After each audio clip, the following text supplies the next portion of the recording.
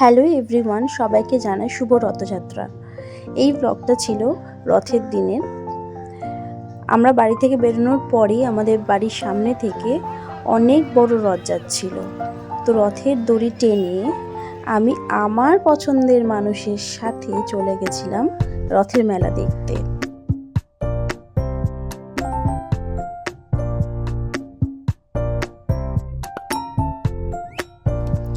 মেলায় যাব আর কিছু কিনবো না সেটা হতেই পারে না।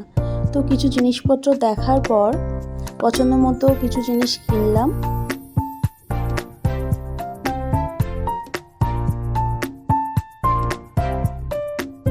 তোমরা দেখো মেলায় কি সুন্দর হ্যান্ডক্রাফটের জিনিস পাওয়া যাচ্ছিল।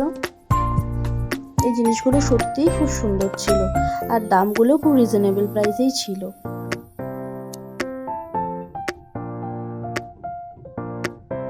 খুব ভিড় ছিল মন্দিরের ভেতরে, তাই আমরা ঢুকতে পারিনি, কিন্তু এই মন্দিরে আমরা প্রায়ই আসি। জগন্নাথ মন্দির খুবই সুন্দর।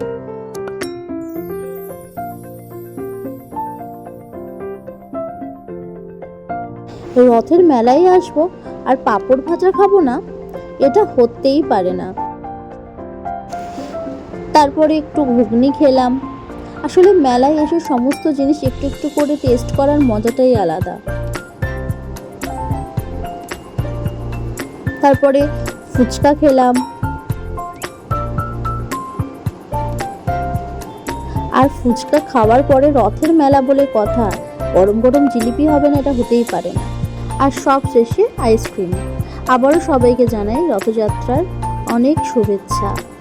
আমার ব্লগটা কেমন লাগলো সবাই জানিও প্লিজ।